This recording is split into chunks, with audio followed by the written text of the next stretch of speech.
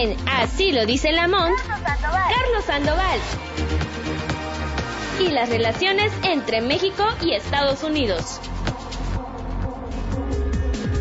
Presentamos a nuestro editor de la Agenda Binacional, el maestro Carlos Sandoval. Carlos, qué gusto saludarte en este espacio que la audiencia disfruta contigo para conocer los puntos ulteriores a lo largo de los 3.250 kilómetros que dividen la frontera México-Estados Unidos. Buenas tardes, colega editor. Adelante, por favor. Querido Federico, muy buenas tardes. Te saludo con afecto y, por supuesto, al mejor auditorio de la radio, al de Así lo dice Lamont y al de Radio ABC. Muy buenas tardes.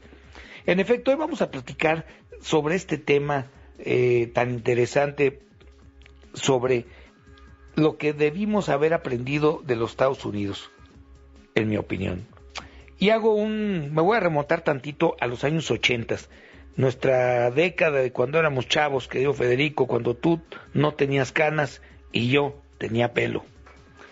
Recuerdo que en esa década, querido Federico, cuando me transportaba en metro a la Universidad Nacional, después de haber cumplido mi jornada laboral en la Secretaría de Comercio y Fomento Industrial, que estaba en la Colonia Doctores, edificio que por cierto se cayó en los temblores del 85, observaba que la mayoría de los estudiantes llevaban bajo el brazo el periódico La Jornada, un diario vinculado a la izquierda y que tenía algunos meses de haber nacido. Estaba de moda entre los chavos. En algunas ocasiones compré el ejemplar, pero al leerlo me daba cierta desconfianza por su extrema línea radical que lo hacía abandonar un ejercicio periodístico objetivo, sustituyéndolo más bien por un periodismo militante que a no todos nos interesaba, o por lo menos a mí no. Por lo cual decidí cambiar mi lectura a otros periódicos que practicaban un mayor rigor periodístico, entre ellos, por supuesto, El Sol de México. También recuerdo que algunos jóvenes portaban en sus camisetas los rostros de Fidel Castro, el Che Guevara, Mao Zedong, Joseph Stalin, Ho Chi Minh y otros personajes del comunismo del siglo XX que tenían algo en común. Habían sido unos vividores, habían sido asesinos de sus pueblos, manteniéndolos en la opresión, la ignorancia, la pobreza y la total falta de libertad. Eran todos ellos unos vividores, subrayo, que engañaron a sus pueblos y se aprovecharon de la pobreza. Pensaba yo, ignorantes chavos, al suponer que ni idea tenían quiénes eran los rostros que presumían en sus camisetas. Debemos recordar que en ese entonces no existían redes sociales ni teléfonos inteligentes que informaran las noticias en forma inmediata como hoy ocurre. Los jóvenes de los 80s leíamos los periódicos y formábamos opinión con base a hechos ocurridos un día anterior y publicados el día que los leíamos. Conforme fue pasando el tiempo, por decisión propia, me llamó la atención la historia de los Estados Unidos y empecé a leer acerca de ella, así como diversa literatura acerca de su cultura, y la verdad me pareció admirable y debo reconocer mi frustración por no haberlo hecho desde la niñez y adolescencia, porque me hubiese gustado que mis profesores, que de manera recurrente nos daban la cantaleta de que Antonio López de Santana era el gran traidor a la patria y que los norteamericanos nos habían robado nuestro territorio, hubiera sido justo tener un balance de las grandezas de Norteamérica y aprender de ellas, más aún siendo nuestros vecinos y siendo México parte de América del Norte.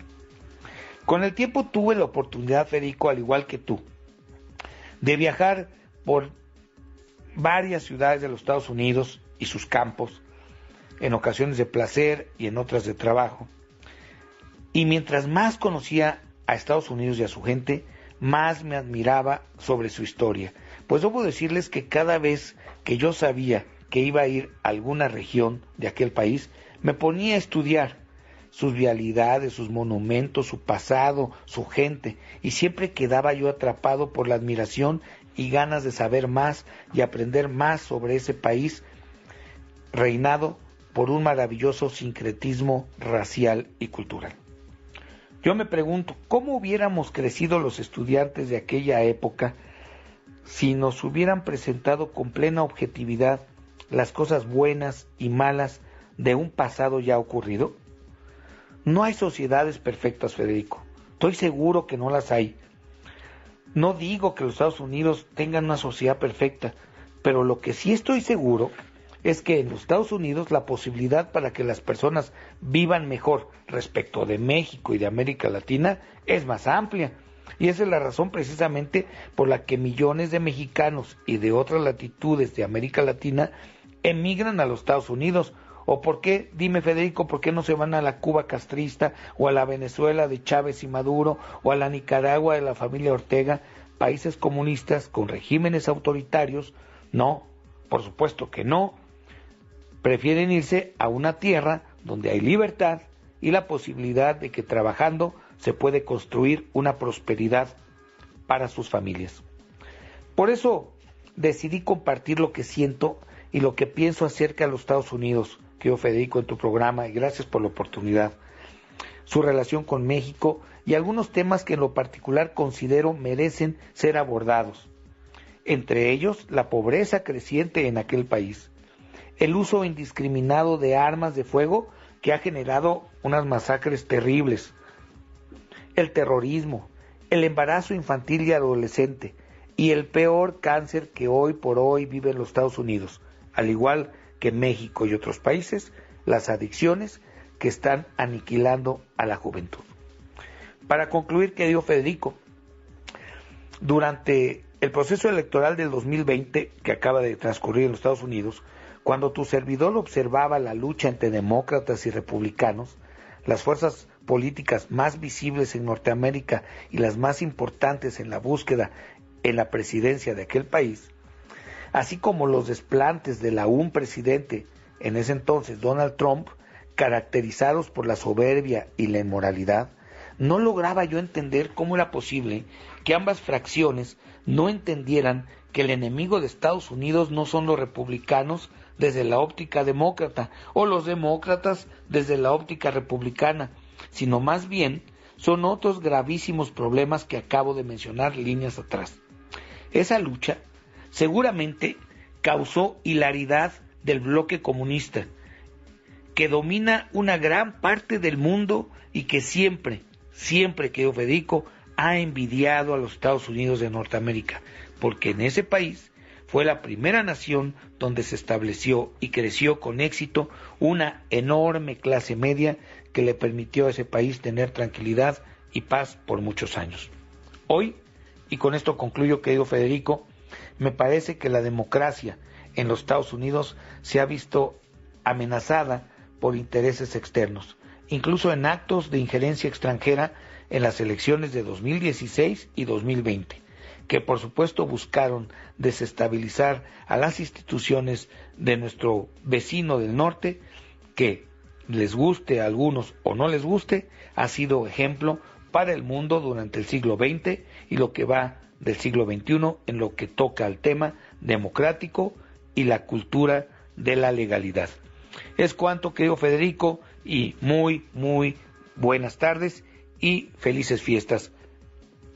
Gracias. Muchas gracias. Gracias, editor Carlos Sandoval. Si me permites, agregaría solamente algo. Cuando de los 19, 22 años en la Facultad de Ciencias Políticas no ingresábamos con el tomo 1 y el tomo 2 de Carlos Marx hasta en el baño, éramos criticados todos como revisionistas. Quien no dominaba el tomo 2 de Marx, pues simplemente estaba fuera de la Facultad de Ciencias Políticas. Razón asiste a Carlos Sandoval, nuestro editor en temas de la agenda bilateral. Gracias, Carlos, mejor fin de semana.